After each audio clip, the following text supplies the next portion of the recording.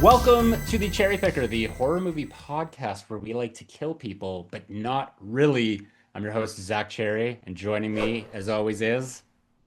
Tim McKay from Tim McKay Beauty. And today we're talking about Basic Instinct, released March 20th, 1992, starring Michael Douglas, and your mother was no Sharon Stone. I thought you were just about to make a your mother joke, like a Your your mama mother, joke. your That's so mother, funny. let's face it, Sid. Uh, Starring your mother. That's what I thought your you were gonna mother. say. I was like, Yeah, whoa. this is a Paul Verhoeven movie. Hmm. Well, as Grant is saying, first name Pulver, last name Hoven, because it's just, is it, how do you say it? Like Paul Verhoeven. It's just all one word, Paul Verhoeven. And Paul Verhoeven is well known for his, well, he's a European filmmaker, but mostly well Dutch. known Dutch, thank you, Yeah. for his American blockbusters, which range from RoboCop, Total Recall, which also had Sharon Stone in it, Basic Hmm. Instinct, my favorite, Showgirls, uh, Starship Troopers, and Hollow Man. Oh my God, he did Hollow He did Man. Hollow Man. That was kind of like I his love last Hollow Man. hurrah. Hollow Man is a great movie. I love Hollow Man. I'm Yeah, always up to watch that movie. yeah. And I did not know that it was him, but that's freaking awesome. Yeah. Well, you can kind of tell because just like his style and his sensibilities, like there's this Now that you very like say it, yes. emphatic, like just like the way that like he directs his actors, like and everything is so salacious and And sexualized. rapey. Yeah, he loves a good Yeah. like sexualized fantasy, rape Yeah. fantasy. He really Raunchy does. and I mean this movie is also the same writer as Showgirls. I did not get his name up front. I will get it in 2 seconds though here. That would be Joe Esteras. Help me out Oh, here. Is Joe, that I didn't write it down, but yeah? Well, you I'm mean just the right. looking at it. I'm looking at it. I'm just not knowing if I'm pronouncing it Oh, right. I can pronounce it. Trust Oh, me. well, he Um, did this and Showgirls, and it's just like it's some of the worst writing and dialogue that you could imagine. Esteres. Thank you. Yes, Esteres. Um, there is no subtlety, there is no nuance. It is just like for instance, there's a scene where Michael Douglas's character is pouring Jack Daniels for himself and Sharon Stone, and she says that Jack Daniels always goes better with Coke, and he's like, "Well, I have some Pepsi in the fridge," and she's like, "Well, I didn't mean that kind," or like something to Yeah, well, that that's not effect. exactly the same thing, is it? Something like Yeah, that. yeah, Yeah. yeah, yeah, exactly. No, I noticed that he loves to give it to CC Cooper. Like, why do you always answer a question with a question?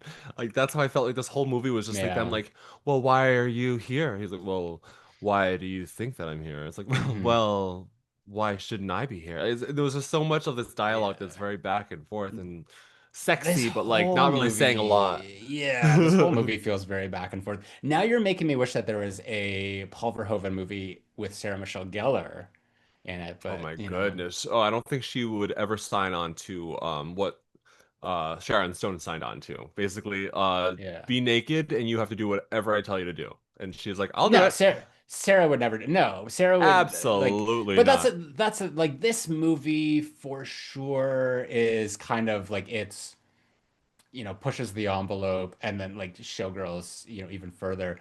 But I don't remember like Elizabeth Shue in. Well, she was in her underwear a lot, so maybe not. But there wasn't any nudity on her part. But yeah, there's definitely a theme within Paul Verhoeven movies where Yeah. where we do get a lot of like the women are kind of objectified in a certain way. Yeah, a Did lot turned down this you? role, like Michelle Pfeiffer. And she's like, I'm I not mean, doing that shit. yeah, but yeah, there was quite a few actresses that did turn it down, and so apparently, and like Sharon Stone has spoken out on this a lot, more so lately, is that she only made $800,000, I believe it was, while Michael Douglas, I Wow. think, was like upwards of like 10 million Fif or something. 15 million. 15 million. Wow.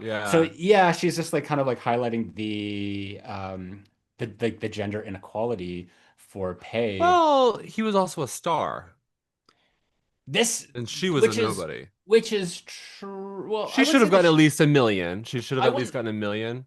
I wouldn't He say that shouldn't she have was gotten. I wouldn't say that she was a nobody. This is certainly like the role that probably launched her to like that she became a household name. This is the role that like Yeah. why she is referenced in Scream. But she Yeah. was already in a Paul Verhoeven movie with Total Recall. Adam Schwarzenegger. I'm just gonna close my door because I've got my laundry going. It's very loud. Oh, loud little laundry. Even Hollow Man had a sexual assault. Yes, I. That's exactly what I was thinking about. I Amethyst. just noticed that. Probably don't want to be listening to that on the podcast. But Heavens no. Are we cutting yeah. that, or are we just gonna keep going? And Okay. nah, it's okay. Nah, it's Like just part of little yeah, BTS. yeah, a little behind the scenes, just so you can see what life is like while we record these. But yeah, I think that well, she was in a lot of like late 80s action movies, and I think her one of her first roles was actually Deadly Blessing in 1981, which is a Wes Ooh. Craven film. So I think that Ah, that's never probably even why heard of there's it. no. No. I think that's why kind of like there's probably this permission to kind of like reference her so much. I wonder if it's like it's been a while since I've read like the Scary Movie script, like the original title of Mm-hmm. Scream, to see if like Sharon Stone was referenced in it, or that was something that Wes Craven was like, let's like throw Sharon in there. Like she's a friend of the family. I figured it was just because probably the huge major success of like Basic Instinct Yeah. and like because of all the sex in it, like it was just it's there's so much sex in this movie that I can totally imagine teenage Hmm. boys at this time probably were like loving this movie. Yeah. Because like you do like and that's probably what gave it away for me. Like right in the beginning, like I'm like you see the naked woman that we don't know who the identity is, the murderer, but I'm Yeah. like The that's Sharon murderess. that's Sharon Stone's naked body. I'm like Yeah. by the end of the like throughout the movie, I'm like, well, I can tell that's her body. Like once you pick up on things, you're like that is Sharon Stone. Yeah. Yeah. I want to Hmm. say something controversial. This might be controversial, but it's just an opinion. Okay. There is no factor, there's nothing to back this up. But I think that Sharon Stone might have had an affair with Paul Verhoeven. Oh. Well, And there's was it he has not married been or she was stated. married? Oh, I don't know. Maybe it wasn't even an affair. Maybe it was just a little secret twist. But I have a feeling, I don't know, they just give me this vibe. The way that he talks about her, I just like wonder if like because you know it was back then too, it was the 90s, like the casting couch, like what do you want to do if you get from this movie to this movie? I don't know. Not saying nothing, but I could just he gives me this ick vibe that I'm like, I a little bit. A little bit of a guy that's just kind of like, yeah, touchy feely kind of. I don't know. I don't know, maybe not, but I could just see them having a little bit of an affair. Okay. All No right. evidence to back that up. But I just, No. in my Yeah. head canon, I'm like, I feel like they might have had something. I don't know. Well, if we get a cease and desist and the podcast is shut down, It's we know completely why. my Yeah. my guess, and yeah, Thanks for it's that. just fan Yeah. fiction, Yeah. fan fucking fiction. Yeah, Hmm. Hmm. Yeah, anyway, well, let's do the typical housekeeping before we get into the that's episode right. proper. So I would like to say to all of you, hey, how's it going? If you've been with this podcast for a while now, or if you're brand new, thank you for being here. Thank you for making this your preferred horror movie podcast, or at least one of the several that you listen to, depending on how many there are you listen to every week. As I know there are a lot of people who just binge podcasts throughout the week. Yeah, I can't I do that. do. I like I do. yeah, okay. No, no judgment. Like I Yeah, no. appreciate it's just a lot because there's like especially if you like join a like we're at like 186 episodes now, probably even more because there was the Cherry Picker After Dark before Mm. this, so probably like closer Mm-hmm. to like 200. Amethyst will know. Um, so it's a lot of work to like join a podcast after like while they've been around for a while and go back and listen to all that. So yeah, just thank you everyone for being here and listening and subscribing and all that. And if you want to give back a little bit more, you can head over to my Patreon account at patreon.com/ZackCherry. And with a Patreon subscription, if you are joined at, I believe it is the Freddy Krueger tier, there's a lot of fun perks that you'll get with that, such as joining us while we live stream record all of these episodes. So if you're watching the video on YouTube, you'll notice that we've got the chat going right in the middle of the screen here. So hello, Amethyst, Grant, Mr. K Churns, MC Nerdy Boy, all these lovely folks hanging out with us and discussing the movie in question as we go along with it. You will also get the opportunity to nominate and vote for the movie that we cover at the end of every month. So that was last week. We just talked about Fear. That was Hmm. a nomination from the Patreon. So yeah, if you want to have a little bit more influence around here, what we talk about, and even interject while we're recording these episodes, head over to the Patreon. That's a great way that you can kind of be part of this community because it is a community here, and a lot of people have met a lot of people and made friends from being in this community. And what else? What other benefits are there? I You know have you're early access, which yeah. I always appreciate. I like to watch everything immediately, so I love that aspect. And yeah, it is just nice having a place to come to where you can just openly like geek out and talk about horror movies and just Yeah. and deep dive and make headcanons and theories and then just throw shit around, see what Yeah. sticks. We love headcanons We around love here. And headcanons, even though yeah. even if it might cause a cease and desist. But I see Mhm. that Stone and the writer slept together after the movie came out, someone said. So like look at that. Ah. Yeah. Oh, Mr. very Cage good. Mr. Cage, I can't see from here. K Um Churns. K Churns. my vision's getting so bad. Like it is getting Yeah. I noticeably I've got, I mean, I don't different. wear them, like I don't usually wear them during the podcast, but I've got like my blue light They're canceling so cute. glasses. Yeah. Oh my Uh, God. You should wear mhm. those more often. They look really Should great I? on you. Yeah, I need to clean them a little because they're a little Wow. hazy here, but yeah. Thank you. Other than that, there's also access to monthly horror movie reviews that are also voted upon. You get, if you're part of the Ghostface tier, monthly hangouts with me. We do a little Zoom or video Instagram call. So I just had all those for April. So we got to start scheduling them for May now. But then there's also shout outs. So I want to shout out and thank a whole slew of folks here. So thank you to the Michael Myers tier. We've got Kyle Beard, Sam Levy, Ali Hamouche, Shane Allingham, Tim McKay, my Me. lovely co-host here. Hello. Horror Slut 95, Austin Hall, Cara Day, Michael Boswell, Def Con, Michelle Hughes. I don't know why I went really high there. Hughes, Hughes. Hughes. And then the Ghostface tier. Thank you to Eric Champney, Daniel Saturn, Stephanie Starbright, Baby Ghoul, Garrison Nichols, Craiglin, and Josh Burrow. So thank you very much to all of you. And yeah, if you want to join this community, lots of benefits, and we'd really appreciate you being here.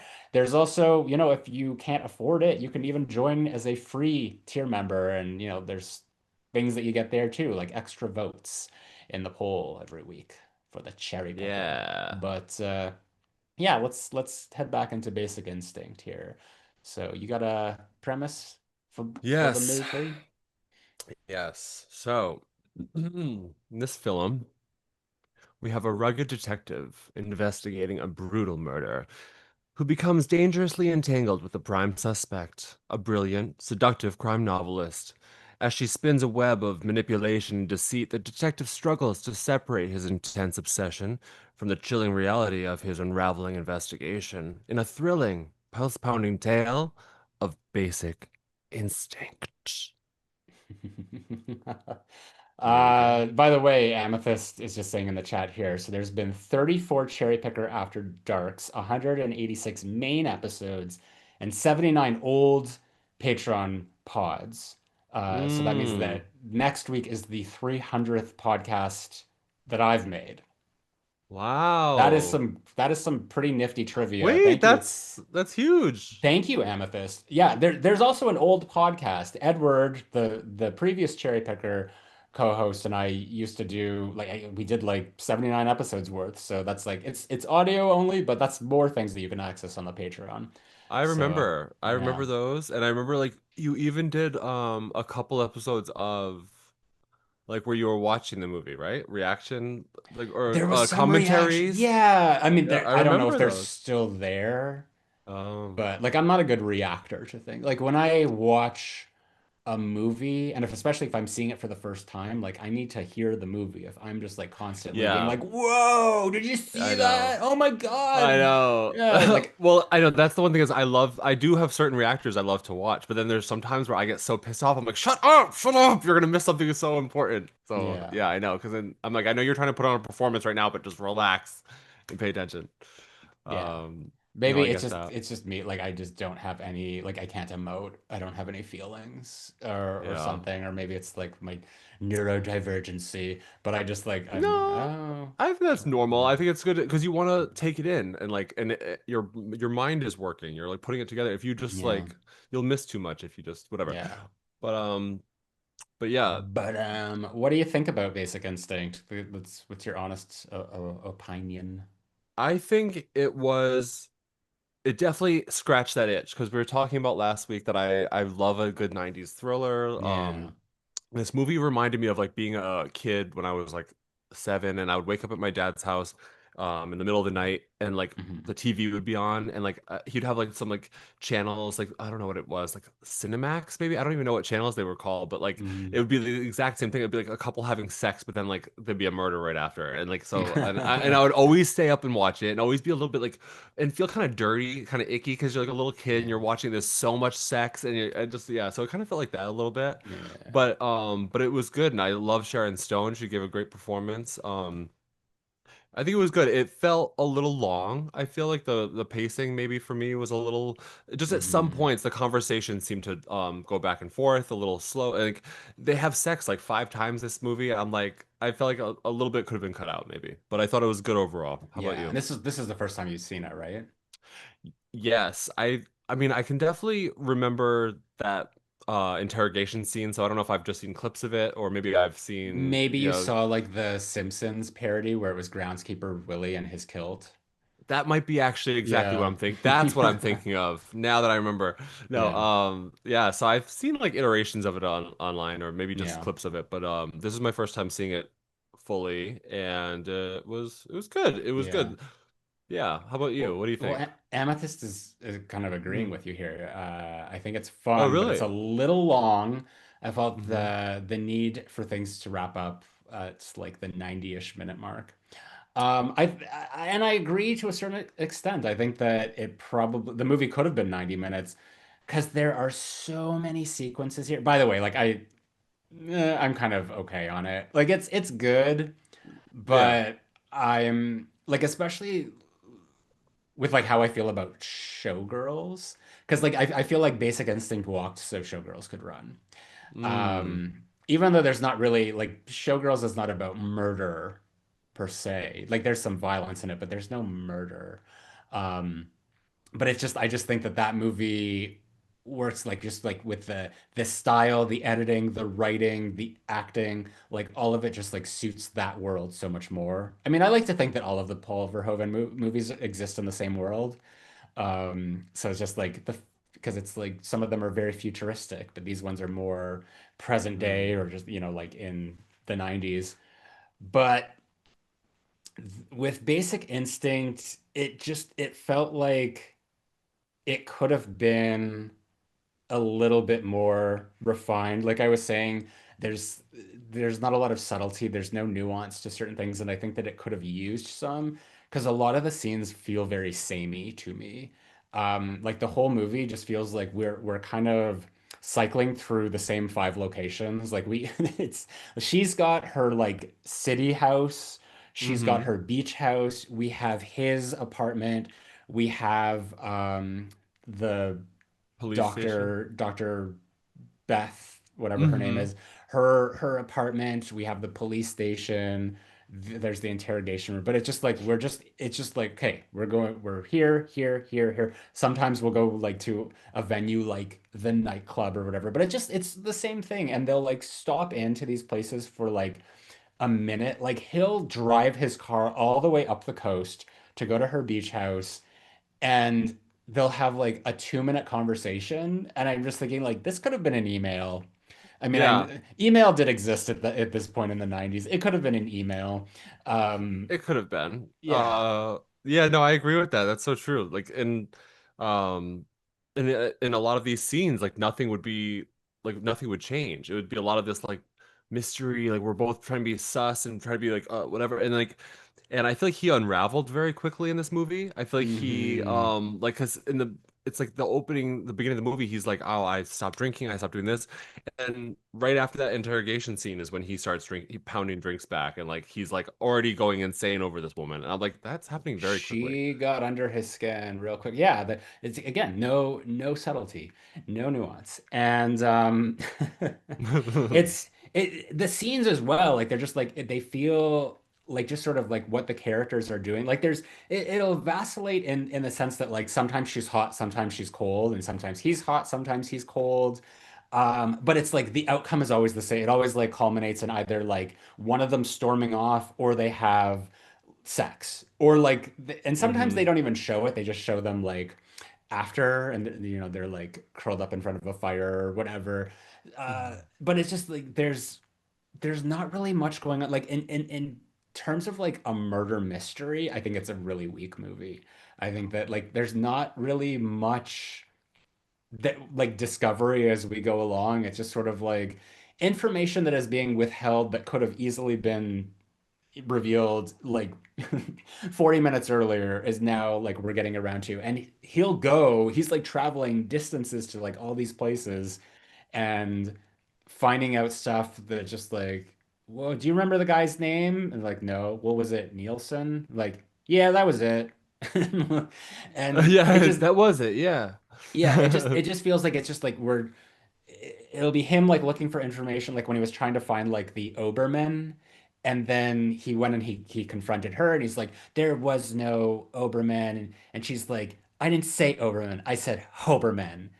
And it's like, okay, now we got to go through this whole process again. So it just felt like a lot of like start stop and like rinse and repeat of things that like did not need to be extended as long as they did. um Well, and then like it was just a little anticlimactic for me. yeah. We don't have to get into like the It, finale of it. Yeah, but yeah, like I know you mean it wasn't like a Fatal Attraction ending. And again, I'm only saying that because I don't think I've even seen that movie. yeah. Amethyst is Asking, which I prefer, and I don't think I've ever even seen that movie all the way through. But I know that had a lot more of a dramatic ending than this one, I Hmm. think. I think Um, that definitely like in terms of like we covered Fatal Attraction before the U Before my times. time, Yeah. yes. And I think that they both serve a very different purpose for me. Like I think that Fatal Attraction is a lot more nuanced. There's a lot more of like the relationship. I think that it goes much deeper with the psyches of the character. Whereas this one, it's having fun. It's like being crazy. It's doing the stuff that I feel maybe Fatal Attraction was just a little too tame for. So it's hard to say. I think that Basic Instinct, if I want to shut off my brain, is the way to go. If I'm looking for something more character driven than Fatal Attraction. But Amethyst is also saying that he's sure that I would prefer Single White Female and Hand That Rocks the Cradle over either. And absolutely, those movies are way above Well, it was like this Fatal. movie. This Yeah. movie tried to become Single White Female for a split second, like for a quick little Yeah. chapter of this movie. It was like giving Single White Female with Beth. And Hmm. yeah, but I mean, this movie opens up and we see a sex scene, like I said, right away. And it's obviously a blonde. And I know that like we find a blonde wig later that Hmm. is supposed to be framing Beth to possibly be the killer. But it's like we all know that that wasn't a blonde wig in the beginning. That was Sharon Stone.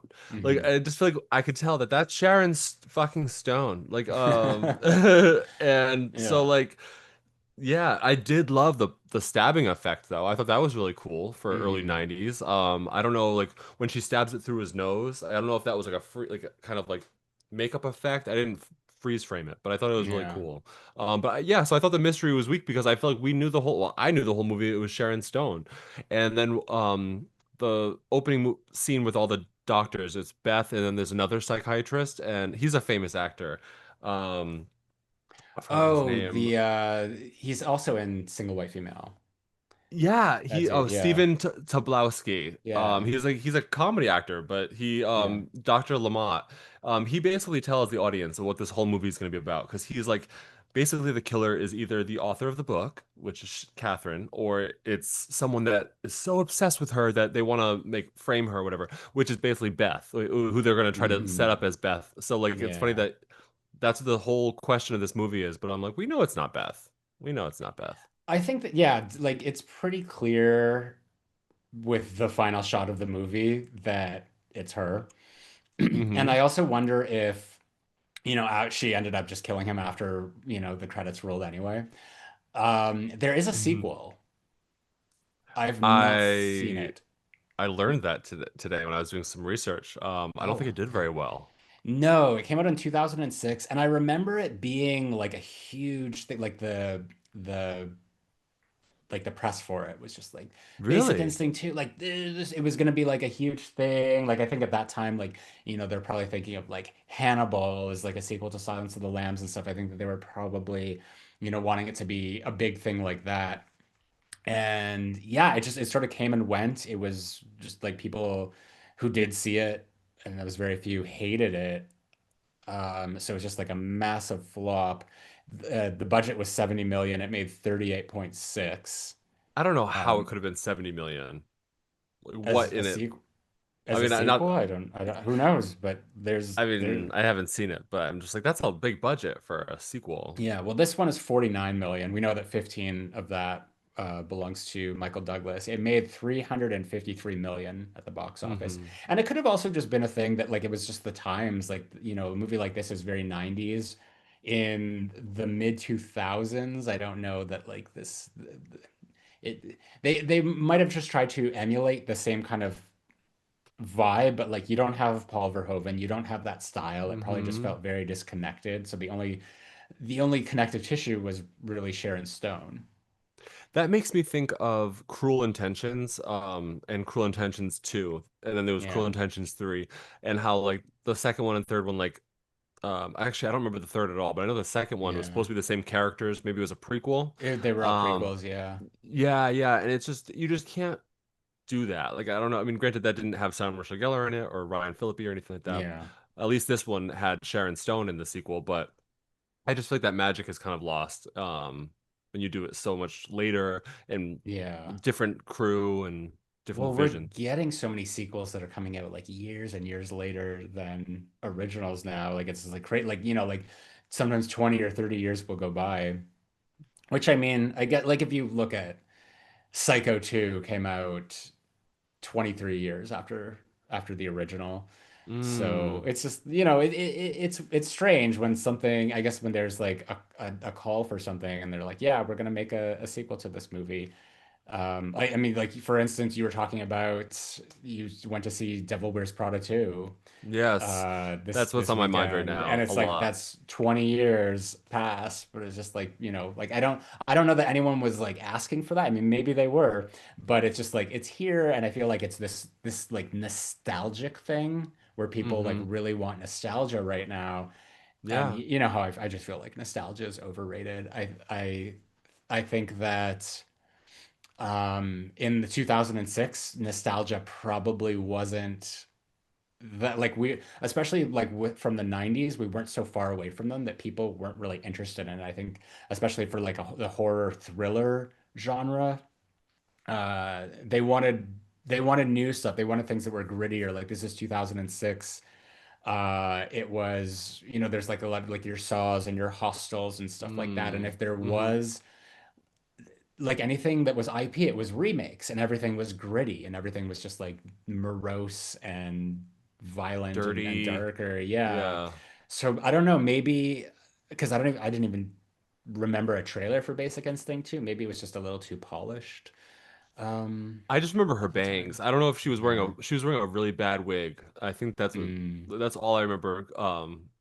Because I was watching some behind the scenes video today and it was like talking about how there was a sequel that yeah, I don't even yeah. know if anyone went and saw it, but I mean, I wonder if like do you think that this is a movie that they could remake for hmm. 2026? I I don't know. No. I mean, Yeah. it would have to be completely changed because like the way he treats Beth is so disgusting. Like I don't understand what his problem and like why he gets away with it. Like she is literally like she has a very important job. She's a Hmm. psychiatrist of like of his company of like the whole police force basically. I don't know Yeah. what it is basically, but she's like that's her position or at least his team. And Yeah. so I just think it's crazy that like he used to have a relationship with her. They obviously broke it off because of his like his whole messed up backstory where he like shot two people and whatever. He started Hmm. drinking heavily and doing drugs, and then like he just gets her back. It's just so weird that he's like a heartthrob in this movie, and like and she misses him, and then he goes to her house and like basically rapes her, and she's okay with it. They just like pull off some pillows off the couch and lay on the floor Yeah. and cuddle after he like rapes her I was basically. so distracted by any time we were in that apartment because there's like across the way, I guess a dance studio. Yes, in the background, the it was like Yeah. aerobics or something like that, which I didn't even Yeah. notice until like, I was Well, like because watching it again. we see it in that scene, and then later at the end of the movie when they're like the police go to her apartment to like look for clues, they're there again. And it's They're just there like, again. yeah, they're doing their thing again across the way. It was like very Rear Window. But Booked and busy over there. I don't think that I don't think it, I mean I think that they could. I don't think it'll be good. Um, It would be so and different. They would it would change be so much about it. it's interesting because MC Nerdy Boy here is saying, speaking of single white female, looks like they're moving forward with that reboot with Taylor Russell and Jenna Ortega, which I just think is Hmm. ridiculous because, like, firstly, from the last I heard about it, they're just calling it single female because, like, neither of them are white. Oh yeah. But also neither of them are the same ethnicity. So it's kind of like, how are you pulling this off? Like, I just feel like you're kind of in service of being like progressive.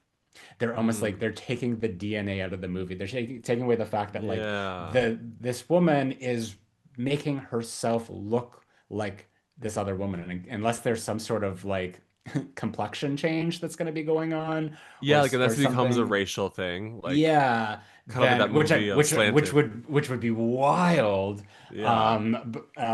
if they went that route. But I just don't see it being interesting. I because I think of like they did a remake to Hand That Rocks the Cradle that came out last year, and it was just like it sucked all of the energy out Yes. of the original. It was like it was so flat and lifeless looking. Like there's no color Hmm. in it. I felt that like the characters were just like they took all the personality out of them. I really cannot describe how much I hated that movie, What's that actress's unfortunately. name? What's the actress's name? She was also in Long Legs, and she was in Single, So Micah not Single White. Monroe plays Yes. the Rebecca De Mornay character, and then Mary Elizabeth Winstead plays the Annabelle Hmm. Shora character, so like the wife. And it just I don't know, like it was trying to be provocative in ways. It was just really like poorly, like the script was not good. They tried to change like a whole bunch of things, but there were just like aspects to it where like I don't want to give it away in case anyone wants to see it, but it was frustrating. I don't like that they updated it. Like Yeah. I think that I like Micah Monroe, but she is so morose. She's so depressing. Like I like her a lot, but in every role I feel like she's so like like almost like she's Hmm. like hungry to the point of exhaustion and like even like in the new rom-com that she's in, like in every single like clip of the trailer, she just looks so tired and like, and I don't, she's completely different from the actress, I forgot her name, but like from the original single white female that you mentioned. Oh no, Uh, Hand That Rocks the Cradle. Rebecca De Mornay, yeah. Yeah, exactly. Like we need someone with spice, with a little bit more life, with a little bit more like Well, she wasn't even like a sex pot or anything. It's not like she has to be like a Sydney the Sweeney or well, anything the like that. But thing, like, yeah, the thing with Rebecca De Mornay is that like there's an intensity to her, yeah, that Micah does which not have. well, no, no, no, but like there's Rebecca has this intensity, but she's also there's a warmth to her too, and you can really see the intensity in her eyes. So she'll, and I've seen this in a lot of roles that she does, like especially they're more like horror or thriller, where it's like she'll be talking very sweetly, but her eyes are saying, "I'm gonna kill you." Yeah, kind of And like Erica Kirk. Just kidding. well, I think like Erica Kirk's face is also saying, "I'm gonna kill you too." It's not just the eyes, but yeah, it's just like the language.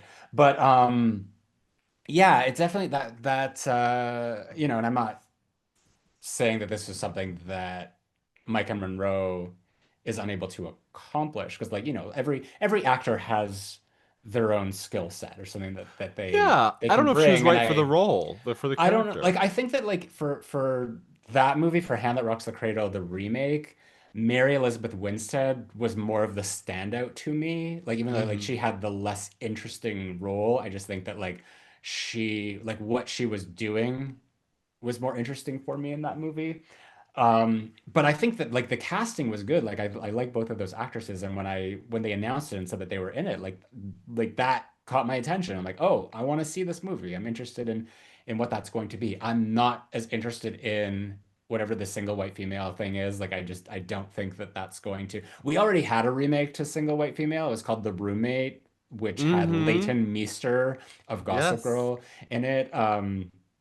I need to watch that again. I don't think it's a very good movie from my memory, but it's it's one of those like millennial era, like I think it was like 2011. So it's kind of Like like early sorority 2010s. row, yeah, Hmm. movies like that kind of mentality. But for a Basic Instinct remake, to bring it back to Basic Instinct, I don't know like who would play Catherine Trammell, like just like modern day. Like you mentioned Sydney Sweeney, um, which I I feel just like they would cast her, yeah. which I would just hope not. She'd be like, "Hi, my God, Can Nick." I say something about like I love Sydney Sweeney. Like I just think that she's I so love her like too. there's so much controversy around her, and it's just like she is just not doing anything, and people are like hating on her. But the Carrie, the 1976 Brian De Palma film, when I see Nancy Allen as like Chris Hargensen in that movie, I like look at her now and I'm just like, she looks exactly like Sydney Sweeney. Like it's just like different hair, but it's just Oh, like you I can have see to like watch it it's again. the eyes, the lips. So I just feel like it's a little too late because Sydney Sweeney is like too old to be playing high school age. I Hmm. mean, like, this is like Euphoria. Are they in high school on that show? But then they had to do the time jump for the newest season because everyone's so old Oh, now. Yeah. okay. Well, at least they did that. But yeah, there's like I would say like, oh, if they remade Carrie, if Sydney Sweeney was young enough at this point, or if they could like pass her off as like a high school senior, I would say, oh, she should absolutely play Chris Hargensen. But yeah, I don't think that there's something like with Sydney Sweeney, her sexuality is a little bit more kind of I don't know how to describe it, but it's not what Sharon Stone is bringing, and just like in What about terms like of like Megan Fox? What do you think of Megan Fox? it's a different kind of vibe though. I would say like Yeah, I'm just trying to think. I mean, I could see maybe even like a Samara Weaving. maybe. Oh yeah, because Yeah. I think you need someone that can be masculine and feminine, someone that can be like, well, Yeah. like strong and like intimidating, Yeah. but also very I sexual would and even feminine. say, yeah, and I know they like look a lot of like I would even say like Margot Robbie, but she's in everything. Yeah.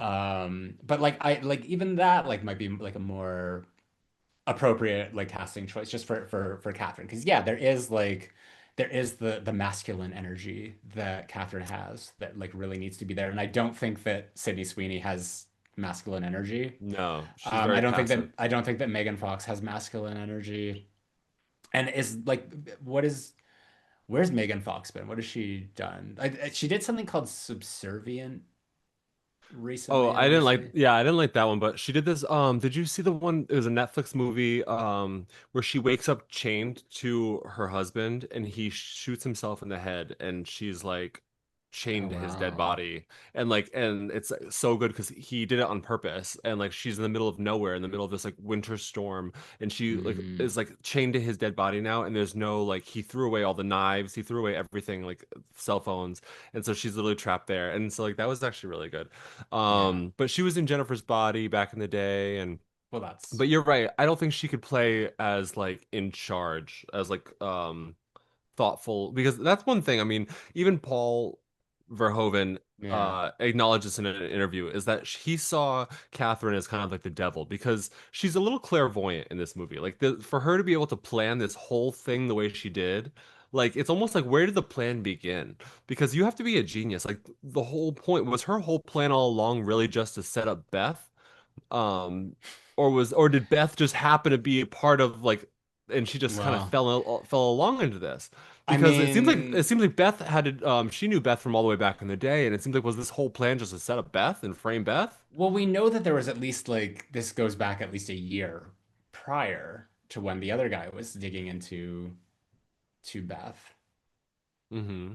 So I don't know. I just like it seems like her plots are, it's just like whenever she's writing a new book, she's got to do a thing. So I mean, it takes a while to write a book and come up with Yeah. a premise for something. I just want to touch upon this before we move on. So Amethyst is saying that Sydney Sweeney doesn't have enough personality to be Catherine Tremont.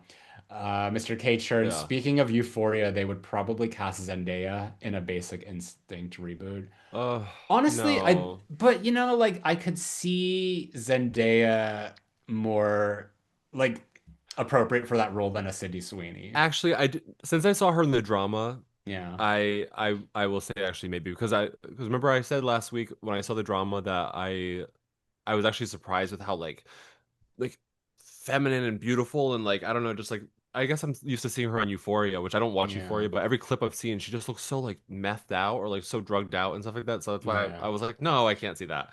But actually thinking about her in the drama, I'm like, oh no, she looked great when they put her together and everything. Yeah. Yeah. So Haven't seen it yet.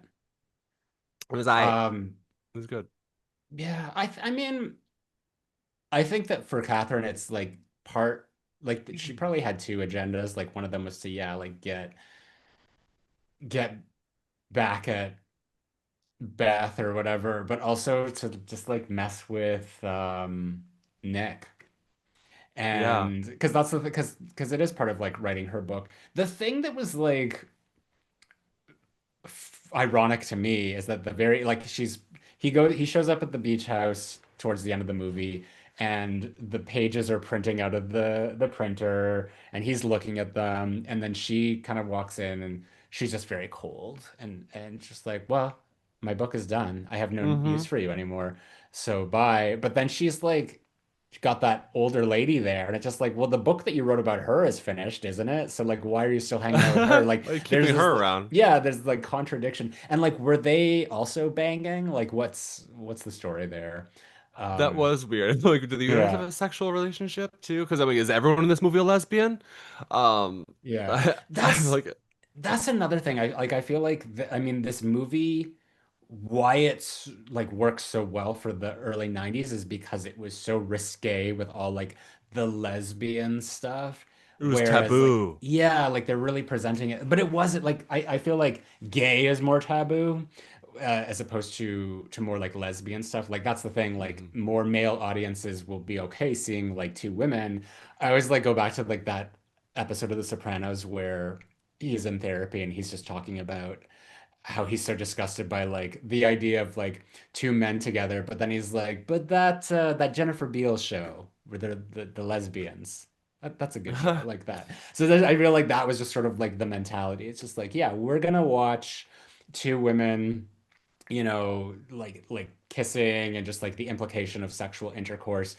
but like anything to do with men and like as late as like Wild Things and probably even further because there was like a gay storyline between Kevin Bacon and Matt Dillon in that movie. So it was just sort of like a thing, but like they were still pushing it to the point where like let's milk lesbians for like much as we can in like especially at this time. Even in like did you ever watch the Mm. OC when they made uh Marissa, why can't I remember the name of the actress? You were talking about her the other day. Oh, that hot mess. What's her name? Oh my gosh.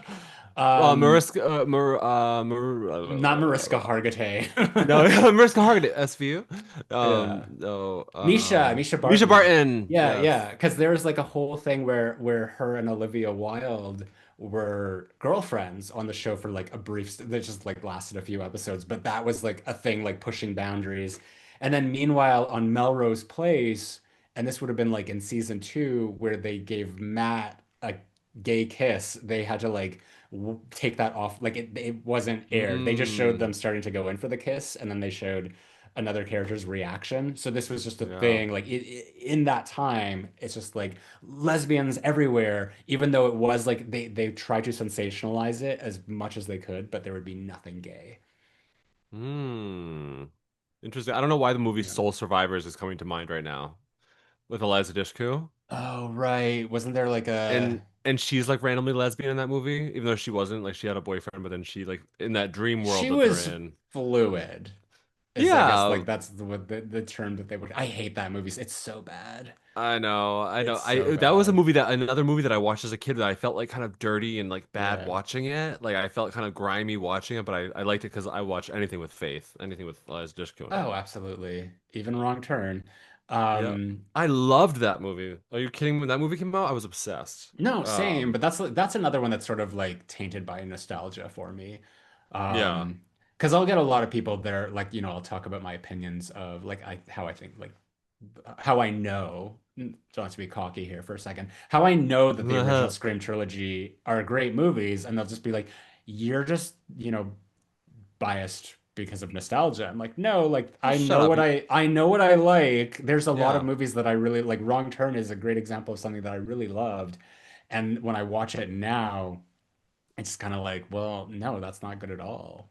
But I can watch like the original like the first three Scream movies, and I still like have they have that effect on me. So it's like that's just good Mm, filmmaking. Those are just good movies. So and mm. whenever I hear anyone like say like, well, you're just nostalgic, I'm like, well, maybe you have recency bias. That's my comeback because it And works it's like, both ways. and like, why do you feel that way? Because it's a horror movie?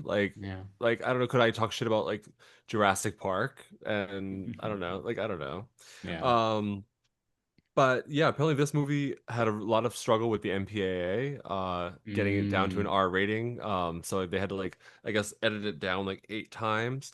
Um, Um, and there was lots of rumors on the set. Not the rumor that I made up about the director and Sharon oh, Stone. That was that just you me. made up. Yeah. But the rumor that was happening was that Michael Douglas broke Paul's nose. Because there's a lot of contention on the set, and apparently Mm.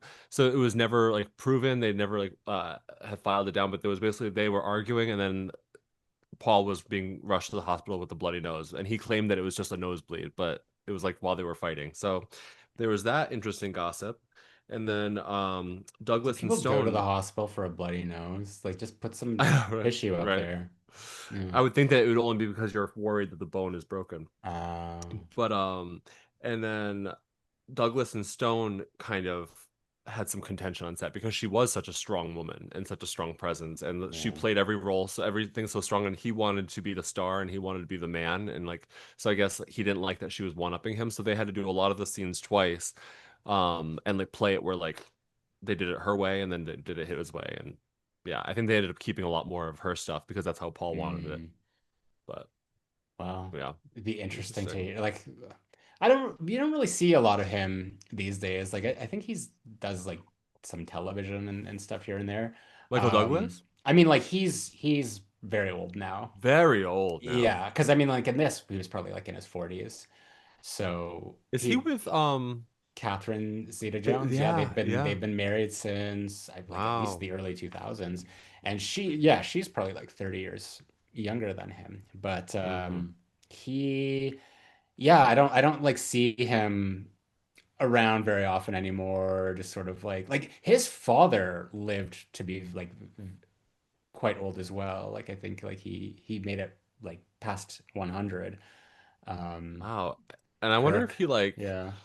like I don't know. I wonder what his appeal was. I'm sure because I don't know much about Michael Douglas. Like I know Yeah. he was in a lot of these movies. I know he was in like The Game. I've seen movies that he's in. I just don't know Yeah. what made him the big Hollywood draw. Like why was he like I don't find him to be a heartthrob. I don't find him to be like very sexy. So like and his Yeah. voice, he even has this kind of voice that's a little bit like kind of Mr. Wise Guy a little. Like I don't he like so I'm like you don't even have a sexy voice. So I'm like what is it that's like every woman is like throwing themselves at like in the beginning of this movie when he's talking to Yeah. Beth and he's like, my sex life hasn't been good since you. And she's all professional. She's like Miss Professional Boss until he's walking out and she's like, I do miss you. And I'm like, oh, why did you have to like throw it away? You were doing so good. Yeah. I think it's just it's swagger. It must be the swag. Yeah, it's Absolutely. swagger. It's just like there's definitely like because it is that kind of like male archetype of just sort of like that is very I don't want to say abusive, but just like callous Yeah. and you know just and just no nonsense and just like I'm gonna do what I want to do, take liberties and take control. That was just very appealing.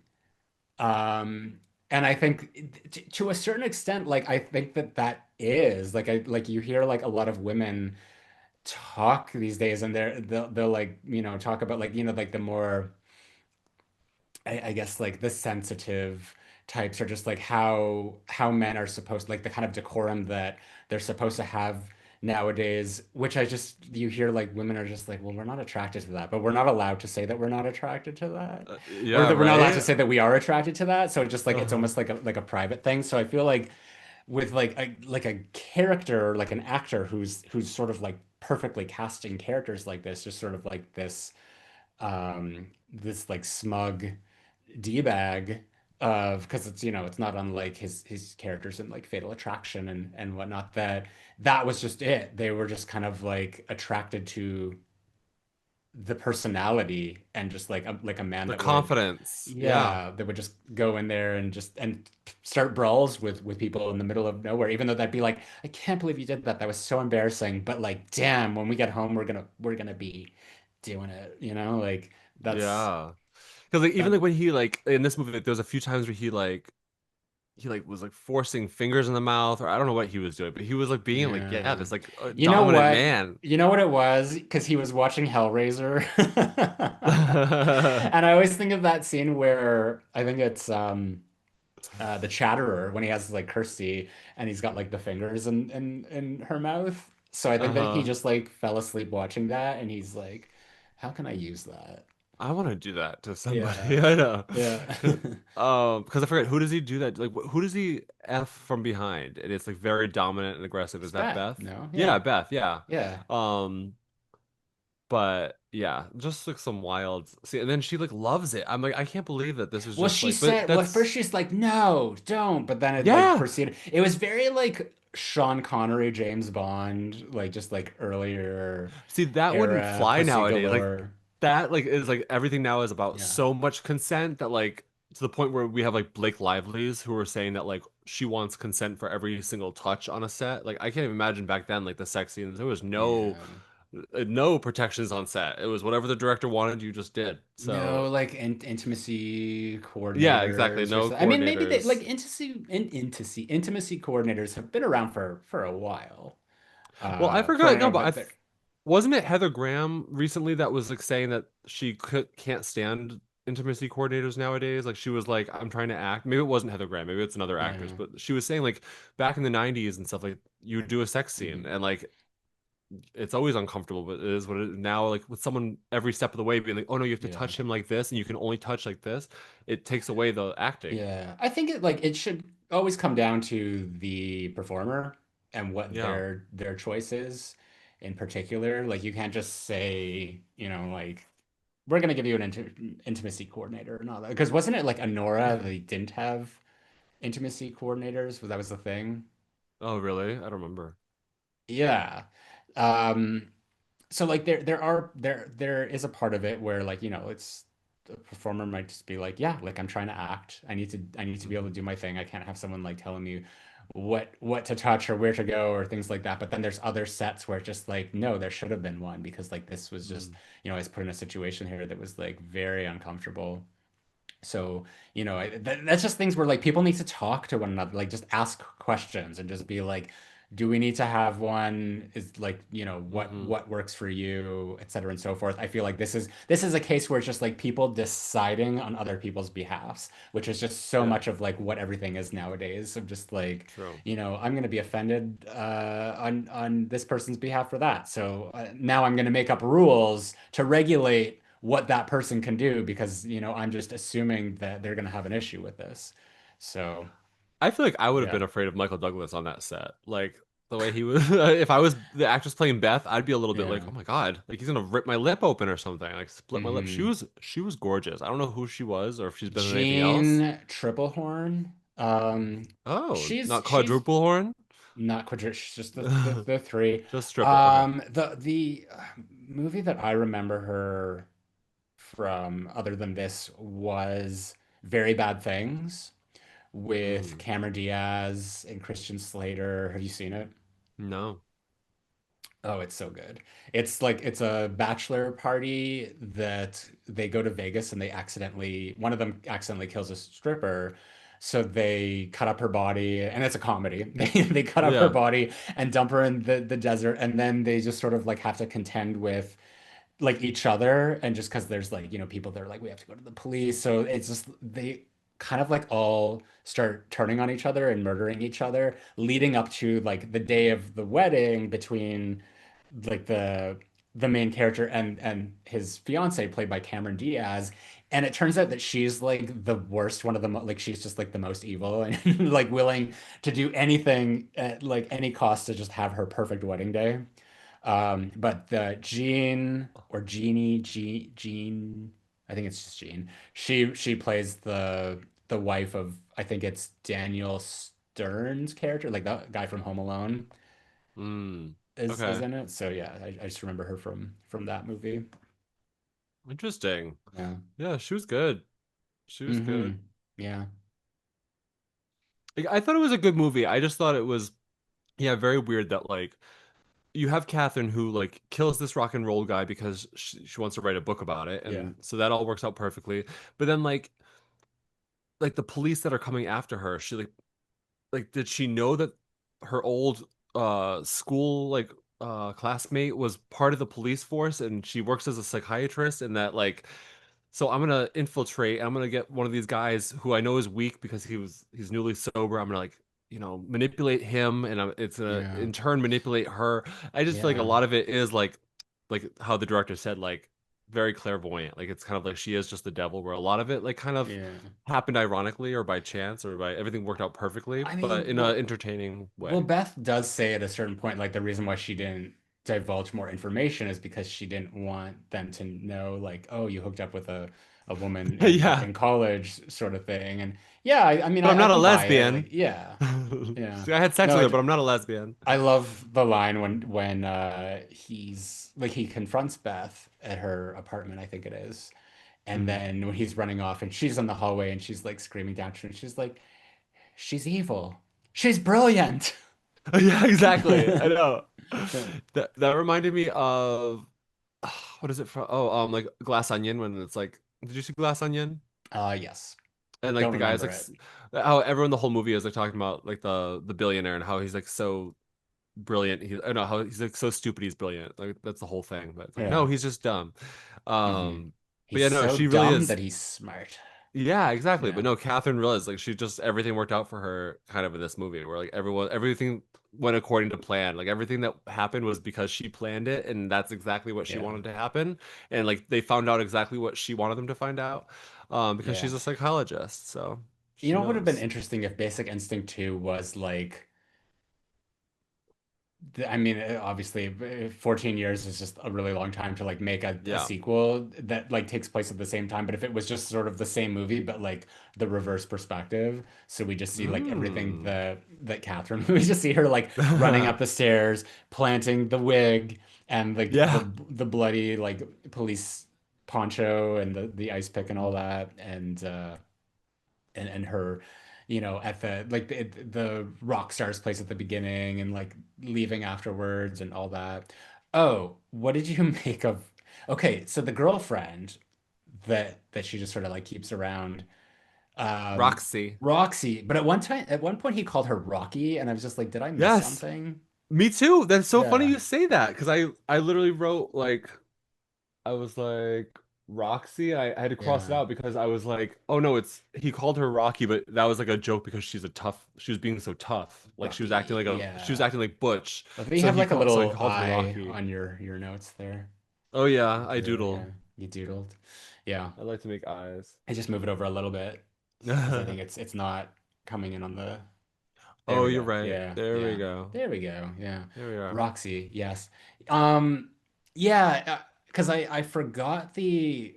It's been so long since I've seen this, so I forgot the sequence. But like when he goes to the house first, like the city Mhm. house, and the maid answers and he's like, I want to speak to Catherine Trammell, and she's like, yeah, just a second, go sit down. And she went upstairs, and then like this woman starts walking down, and I'm like, oh, that's Sharon Stone. And at first, like she comes into frame, and I'm like, that doesn't really look like Sharon Stone, though. Am I like forgetting what she looks like? And then she's like, I'm Roxy. I'm her friend.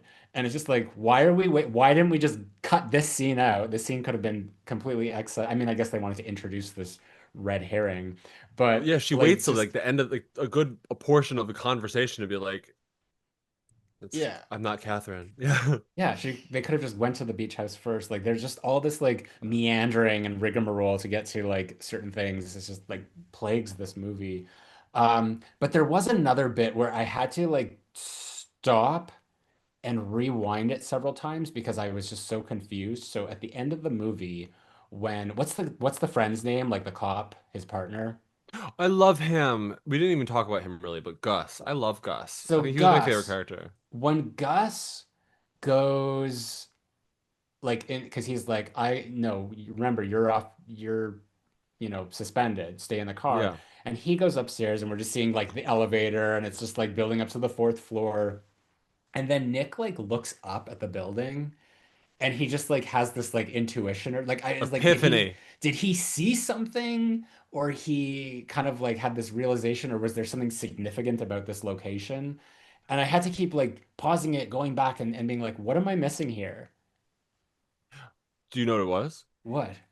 Well, um, all I knew about that was because like he when he was reading what she had written, it said something about like cop gets shot in the elevator and like the doors can't close because he's in the doorway of the elevator. Um and it was like a really quick flash of like when he was reading what she had written. So like when he looked up at the windows, I think he was thinking, "Oh, elevator, a cop is going up in the elevator. What's going to happen?" And her writing is going to happen. It did not register for me. I thought that was the most obvious thing. No, I'm just kidding. No, it wasn't. It wasn't obvious at all. It was very like because even like it was a blink and you miss it kind of thing where like I don't know, did you even see that writing that she had written down? Like it was like No. in like the story. I think it might have been in the papers that he read.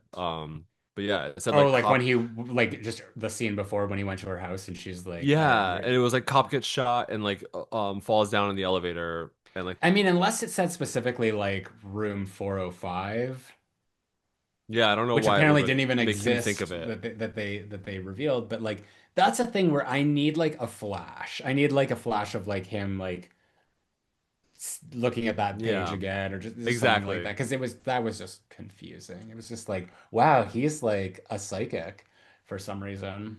But I did like that scene of just, like the elevator and Gus like the I having love the door open Gus. at every floor. He's like the most supportive best friend that always has he like has the accent and he's like always got his back and he's going, come on, buddy, gotta do it right, you know? Like Uh, I I was just getting loves very him. irritated by their like arguments because it just felt like it was the same thing. All it's just like you're Well, that's banging this this movie. broad and you yeah. Yeah. Well, this movie kind of felt like that, where it was like a lot of Yeah. like back and forth, and then he's like, at one point, I was like, is he dating Catherine now? Nick? I was like, are they just a couple now? I couldn't Yeah. tell at one point. Um, but yeah, but I did I, love Gus though overall. I also noticed that there was like a few pop culture references that might have dated this. There was one that like because it's something that Gus says to Nick when they're like arguing on like that pier.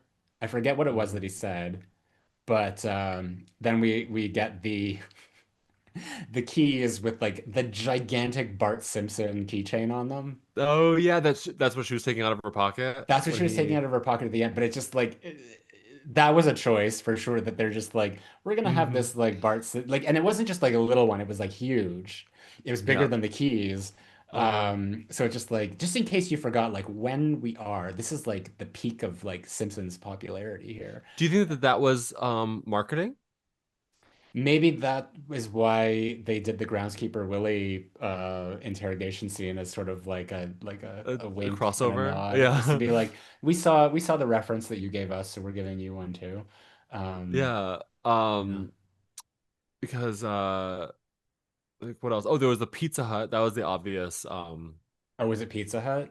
Well, I noticed that like they had Pizza Hut, and I saw the words Pizza Hut a few Yeah. times. So I was like, okay, that was a sponsor for Didn't they sure. have Pizza Hut in Scream 5?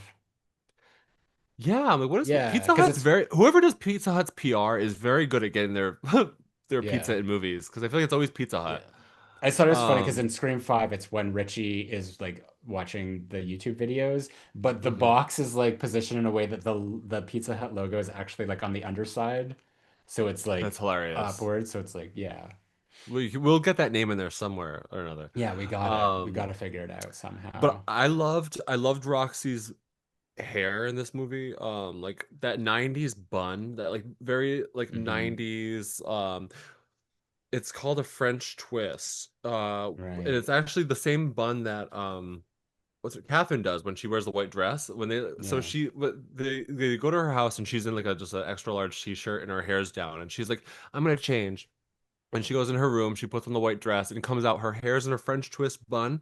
And Hmm. I think it's hilarious because that's actually a pretty complicated bun. Like, not a complicated bun, but it's very, like, it's where you take the hair and you twist it around and then it stays there. And she did that with no clip, nothing, not a flyaway out of place. So I just thought it was hilarious. Someone that Hmm. works in hair and makeup that I'm like, she had no time to do that. And she literally Yeah. did that in 5 seconds while she was by herself in her room. Yeah. And then it came out and it was perfect. I always love your just like your insights with like hair and makeup. It's just like that would I never know. happen and this certain thing I and why know. did they look different from this scene to the next? But I hope it's not um annoying when I do it because I think it's just hilarious. I love to notice no, like I appreciate it as I'm because sure.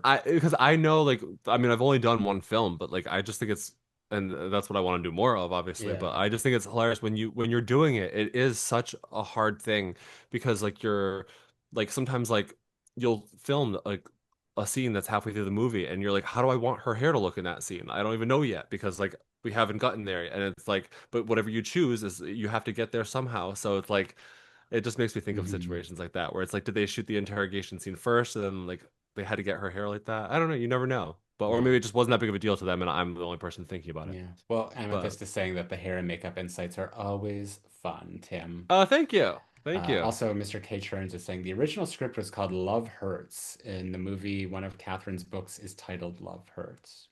How Mm. meta. How meta. There was How meta like a indeed. very like almost tenebrae aspect to it, like very loosely, just in terms of like the author being the suspect and just like how it played out in Argento's Tenebrae. But Mm. speaking of Roxy and just like her hair, I almost wonder like because there she was supposed to be presented as this red herring just like she's the blonde woman and she's blonde but she's more like strawberry. Yeah, So I dirty think that like blonde. yeah like I wish that they had just maybe made her more like just have the same hair color as Catherine and they could have played with that sort of that duality of just like is this Catherine or is this Roxy? Because I feel like they tried to do that like it was presented but they didn't really take the best advantage of that as they could have. Like I feel like there Yeah. could have been a scene where there was like a case of mistaken identity where that would have worked.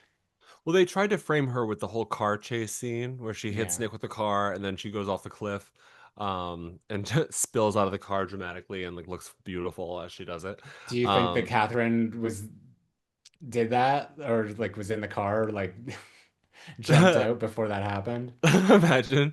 Yeah. Um, no, I think she probably like went to Roxy crying because I'm like Yeah. it's weird because they have a weird relationship. Like Roxy says that Catherine likes for her to watch her screw other men. So it's like why does she hate Nick so much? Like why is it Yeah. Nick specifically that she wants to kill? But so I think Catherine must have went to her in tears Yeah. like she often does and Yeah. convinced her to go kill him, I guess. Well, I was gonna say because there's like all these scenes when he's trailing her earlier in the movie and she's just like driving like a maniac Rip to roaring like it. yeah, which Yeah. doesn't even matter because he just ends up at her house later anyway to like watch her through the windows. But like maybe that was kind of the same way that Roxy was driving or Roxy was supposedly driving. So now that I'm thinking of it, maybe it was Catherine and maybe like Catherine had.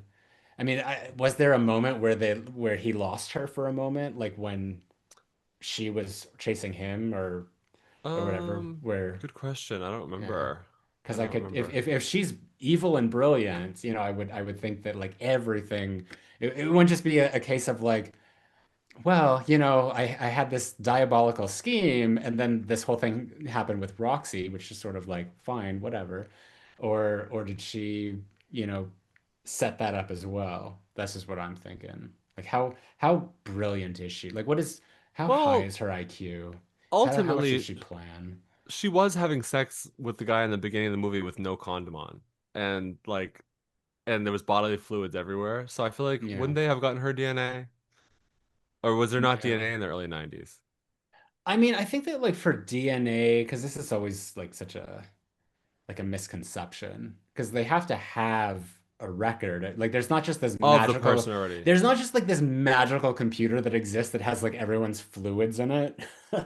Yes, Could you there imagine? is. No, I'm kidding. Yeah, When you're born, your DNA is put into the system and it's just there for life. yeah, Well, that one just day it like might be. it's I mean, yeah, it's more of like a thing of like, like your like fingerprints and stuff like that. Like there's systems that are definitely in place. But I feel like when it comes to like DNA and stuff, like what you see on like those crime shows, like a CSI or whatever, where they'll like take something to the lab and get it back like 2 hours later. It's like no, it usually takes like weeks to get something back. I mean, unless like the technology has advanced significantly in like the last 20, 30 years, that it is just a couple of hours. It's just minutes.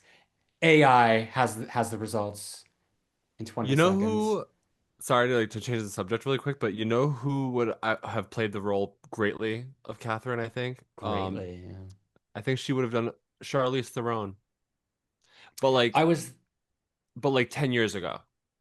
yeah, I was thinking about her when we were discussing it. She definitely like Charlize has that quality Yes. to her. Like she played Um, the evil queen in the Huntsman movies. I thought she did so good as that mm, role. yeah, Um but yeah, in terms of a modern one, yeah. it's just might be too past that time. But I don't want to see a remake of this movie. But you No, mentioned I'm you good. mentioned you were talking about Cruel Intentions. Yes, And love. there was, I mean, they did a pilot that with Sarah Michelle Gellar that didn't get picked up, but then there was a series and it got canceled. But I wonder if like maybe like a mini series of like a Basic Instinct, like reboot it that way and make That could be a cool series. if they can think of some kind of like Hmm.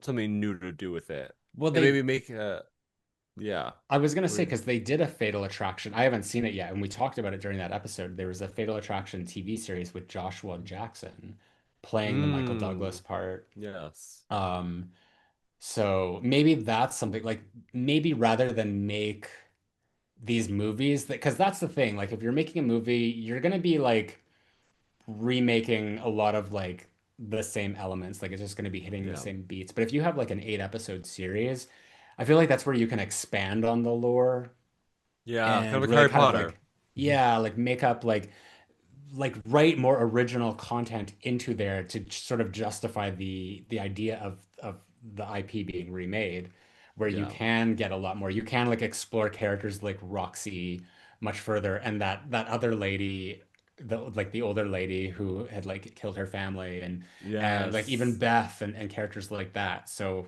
I think that like I I like that. I like the idea of like let's, just try to make like a one time, like a one season thing and see where that Yeah. goes. Limited series. Yeah. So we haven't even talked about the protesting and boycotting and yeah, a lot of pushback for this movie when this was coming out. A lot of Mm, people were unhappy with it. They saw it as like evil, like like, if you're a lesbian, that means you're evil. So there's a lot of like, gay protesting before the movie was even made. There was a mm, lot of protesting. So while they were filming, they were protesting it a lot. Apparently, in the bar scene, which I can't even interesting. remember right now, there was a lot of people that they would like be screaming outside while they were trying to film. So it made it really hard for them to film. And then they were trying to also boycott it when the movie came out, which also just kind of almost like kind of what happened with Scream 7 is like it kind of brought more attention to it and made a lot more people Yeah. come to it. It kind of had a reverse effect. So interesting how that happened. Yeah, that is interesting. An like another movie that kind of had that effect was American Psycho, because Oh, really? that was such a controversial book at the time. Mm. And this, I don't think this is just original. I don't, it's not based on a novel, is it? No, Yeah. it was just a screenplay that they had a big bidding Yeah. war over. The Joe, well, Joe Esters, Oh, I forgot. Esteres. Aesthetics. Well, because yeah, because he had written this like in the 80s, so it was like I'd imagine like the late 80s, so it was like in pre-production for a while. But American Psycho, the novel by Bret Easton Ellis, was very controversial. Might even still Hmm. be. I don't know how people feel about it nowadays. But that when it was announced that that movie was going to be made, I remember it like being discussed at the dinner table, like with my parents, and there might have been like company over or something, but it came up, and that's where I first heard about it, and it was like, oh, that's really intriguing. I'm gonna see this movie. Yeah. And they're probably like, no, you're not. I don't think I said that to them, but like when it came out, it was restricted here, which is like the equivalent of your American NC-17. Hmm. And my friend and I had to sneak in to see the movie. I can't remember I what made the remember movie that, so yeah. what made it so taboo in the movie. Like, I don't know. Well, it was just like this is another time. This is 26 years ago. But ugh. yeah, it was just one of those things, and there were so many protests about it, and I know that there was like I think it was Paul Bernardo that was like influenced by the book American Psycho, like it was his favorite book, and so there was like this whole thing where they're just trying to ban the book and the movie and all this stuff. And I don't know if Hmm. there's like a name for like this effect that just like makes it more popular. And I don't even know how well American Psycho did. I'm gonna look that up because I'm interested. But there is something called the Streisand effect, which I think is really interesting because it's apparently, uh, by the way, so $7 million budget made 34.2 million for American Psycho. So Hmm. the Streisand effect came from this. There was some sort of like I don't know if it was like a real estate thing or something, but there was someone online who had was like taking photos of like houses along the Pacific coast Oh or yeah. something. And one of the houses was Barbara Streisand's, but like nobody would know. Like you couldn't know whose house was whose. But she somehow like made this huge stink about it and said that like she wanted that like those images removed, and she like like took them to court, and like those images were eventually removed. But because she put so much focus on it, Hmm. that's where like everyone kind of found out and just like, okay, that's where she lives. I think that's the story or how it Yeah, goes or it what. sounds very familiar to me. Yeah. Similar with that. So it's Yeah. like this idea that like if you try to get people to not look at something, Hmm. they are going to look at it. And that Yeah. applies to literature, it applies to films. So that's why like boycotts don't work. Like they create more, they generate interest and intrigue, and it's just like more people will go and see it. So I think like Yeah. it's the same thing, and I'll try not to get political here, but like if you think of like world leaders or something, especially those that you don't like, if all you do is complain about them and like draw attention to them, like you're feeding them power. It's almost like there's this episode of South Park where Cartman thinks that he's dead because everyone stops talking to him. Hmm. And he turns nice. He becomes nice. He tries to do right by everybody. And it's just this idea that like if someone feels irrelevant, if you don't pay any mind to something, if you don't talk about a movie or a book or anything like that, it will lose all of its power. Yeah. And No, it's it's just so like true. this psychological, That is so true. which I No, just that's think so is so true. funny. Well, that's why so many people are okay with like being popular, even if it means being hated. Like they just want to say whatever just because, Yeah. yeah, just to keep themselves public. But Yeah. yeah, no, that's so true. Um, and like, same with Hogwarts Legacy, like the video game that came out. That was boycotted too, and it ended up being the most popular game of the year when that came Oh out. So, wow. but yeah, I think that I definitely want to go through more of Paul Verhoeven's Paul work Verhoeven. again. Yeah, Paul Well, Verhoeven. what I'm trying to think of what else we could do, because I mean, well, RoboCop is like sci-fi, Total Recall is sci-fi. I mean, we always could. But yeah, well, I We're a mean, even on my horror own movie time, podcast, but yeah, but yeah, because I know we've already covered we did uh Showgirls and Hollow Man. Hollow Man, yes. Yeah, So but you know, it'll just be cool to just go through his work on my own anyways. yeah. Um Go back and watch or listen to those episodes if you haven't I remember seen or Hollow heard Man. I remember them. you guys covered that one. I Yeah, remember that. Yes, Hollow Man absolutely. is a lot of fun. I need to watch that one again. Love it. Amethyst is saying Showgirls is clearly more horror than RoboCop. Yeah, no, I would be interested to watch more of his filmography and not just like the American ones and try to figure out what is my ranking of Paul Verhoeven. I would definitely like I still think Showgirls is number one.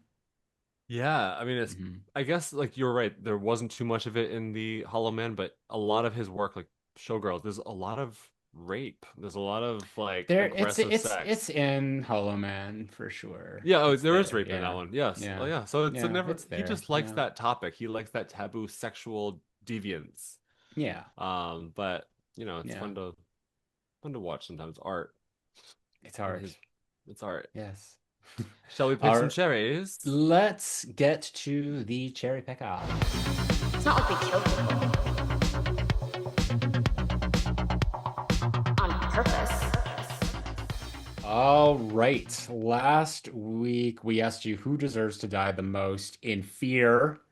I nominated Logan. You nominated David McCall across Patreon, Instagram, Hmm. and YouTube. Oh, 72 for Logan versus 276 for David McCall in a Woo! landslide victory.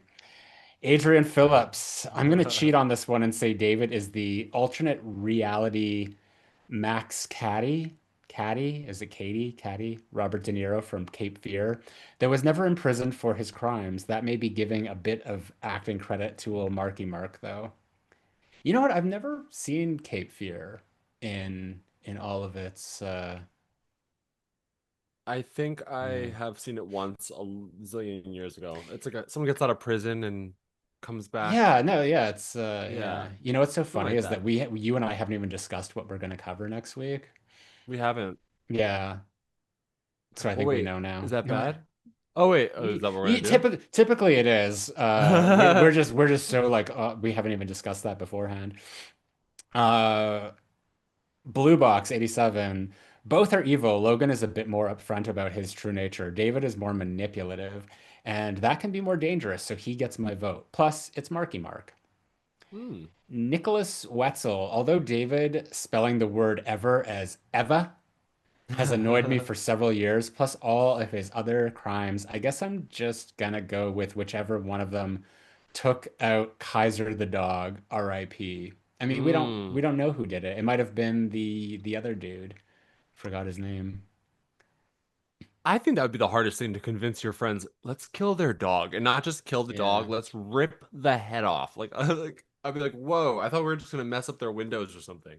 Yeah. Uh Oh, there was a mention of Panic Room last week. oh, I got Panic Yeah, Room! Grant Dempsey. Panic Here Room! you're literally watching in real time as we figure out like what are we gonna do next week? Nice. Yeah. Prince Davidson, David, because I don't care for Logan that much. But wouldn't that mean that you would vote for Logan? I To just, yeah, die? this is, yeah. And Grant Dempsey, again, here. Is Logan already dead in that pick?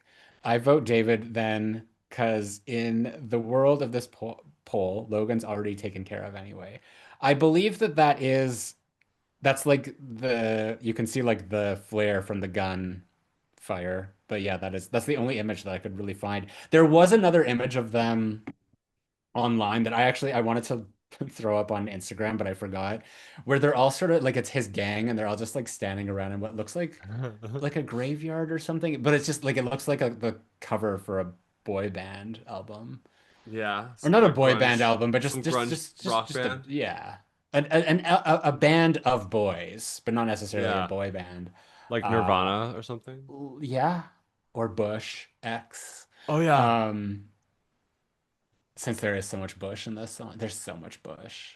No, there was, and I loved it. Like when there's so many songs in that movie that I was like, whoa, Yeah. blast from the past. Um, I think we forgot that we start with the cherry on top, so maybe we just figure out the cherry on top real quick. Yeah, well, Yeah. it, I think you know mine. This is how ass backwards we are. I would actually say for the cherry on top, um, Beth. Oh, I said I Gus. kind of enjoyed. Well, I know you liked Gus, but we Yeah, could go for Gus if you want. I was just gonna say like nothing like Sharon Stone is great in this movie, and I mean like it really should be her. but But the I guess like I I don't find a little bit know. more just because like it is a more restrained performance, even though it's not really that restrained, but like but for Beth, like I just feel like there is more layers to that character. I find her more interesting of like what the backstory is, where I just with Catherine, it's just like, well, maybe I did do it. What are you gonna do about it? Like her shtick gets old really quick for me. Yeah, like I thought of like Jessica Rabbit a lot when I thought of Catherine and like that whole femme fatale archetype, and I'm like that Yeah. works for like a scene or two. That whole like maybe I did it, maybe I didn't, but like when you do that again and again and Yeah. again, it just like they drove it into the ground a little bit.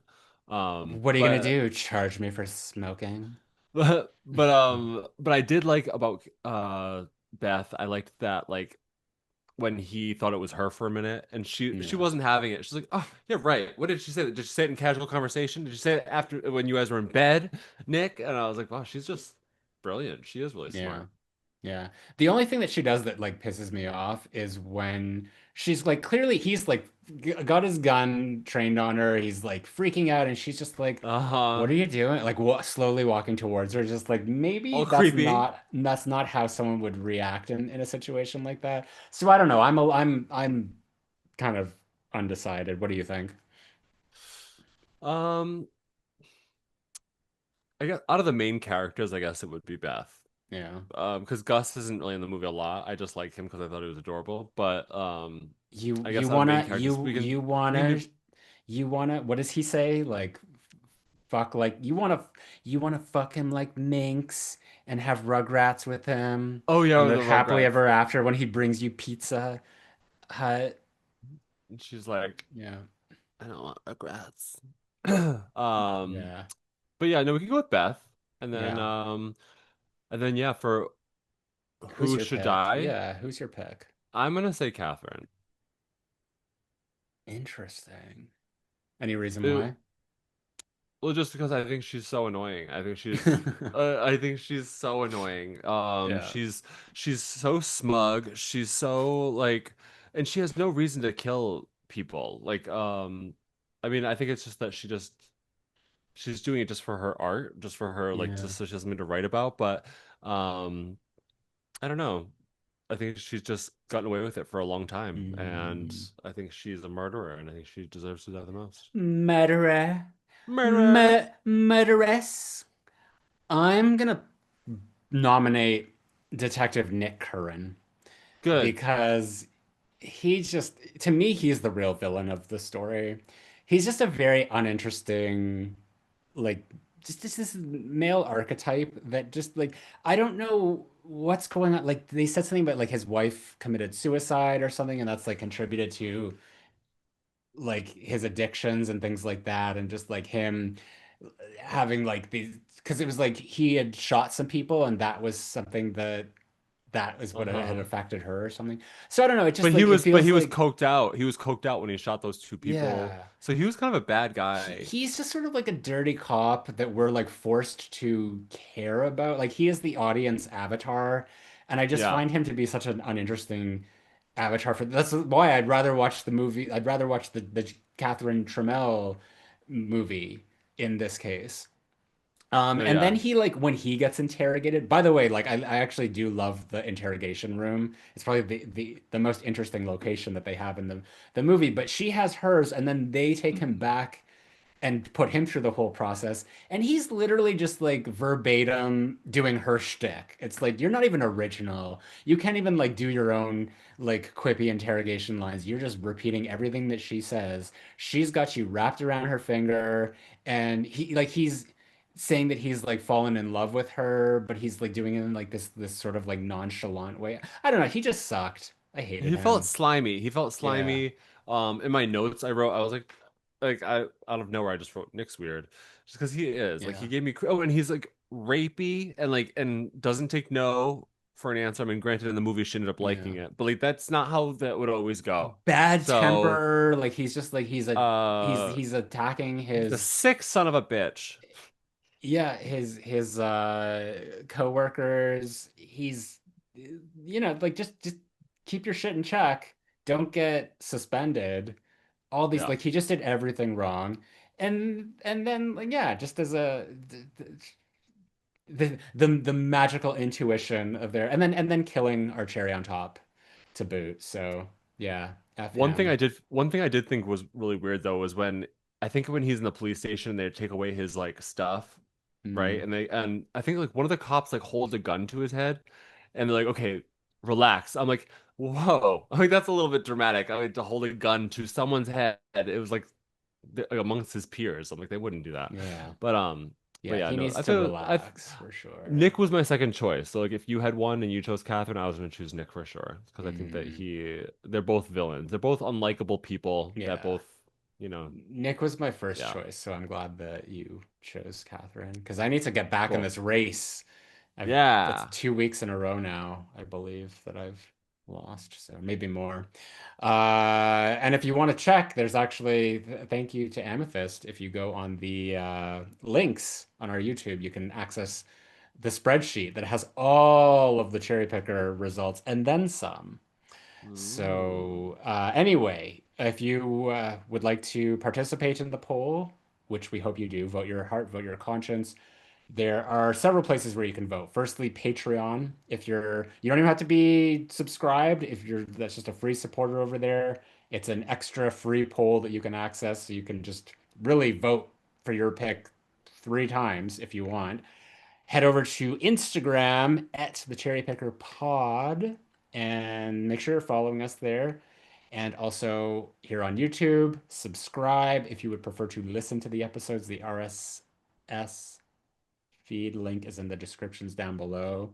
Is that what it is? RSS feed link. Is that even what they call it? Just I the don't know. audio link, the Sounds stuff. like a That's boat to the me. stuff. If you want to listen on the Apple podcasts or the Spotify's or whatever, it's the details are down there. But Yeah. where can they find you on the socials? I'm on the Instagram at Tim McKay Beauty. And That's my it. main YouTube channel is Zack Cherry, Zack space Cherry. Retro Bitch Face is my Instagram handle and also Letterboxd. You don't have a Letterboxd, do you? I do. I just keep forgetting to ever use it. But I Yeah, have one. I have an account. I just haven't like updated you it don't have an or account. written any Yeah, reviews. you don't. Yeah. You haven't shared any of the polls. I get it. You're Oh my doing your God. thing. Oh, I will. I will. I will. I will. You haven't announced. You haven't officially I announced haven't. yourself yet. Yeah. Yes, I think I just have to think of a smart way to announce it so that people know what I'm talking about when I post the poll. So they're not just Yeah. like, what are you talking about? No, I just that's have to like fair. so I'm just gonna maybe like make a flyer for the cherry picker and I'll just be like, I co-host a podcast Yeah. now. Put Well, my you're name on it. here. I need a yeah, You've no, been but I here need like for a a visual while. representation of like something to show people. So like Um, so maybe I just gotcha. like make a flyer or something. Maybe. That's a lot of work. I know, but Anyway, what else are we doing? Yeah. what are we doing? What are we so next week, as it's probably already been made very clear to us. Thank you to Grant for reminding us, but do you want to let everyone know again before we sign off? Are we gonna do a room that you panic in? Yeah. Let's do it. Let's Panic do room. Panic Room, and Woo! yeah, that'll be next week. So if you want to get in on all this fun and the live stream chats and all that, head over to the Patreon. Make sure you're subscribed and supporting there. All of that is appreciative. It is the thing that is keeping this podcast running, seriously. But other than that, thank you for watching. Thank you for listening, and we'll be right back.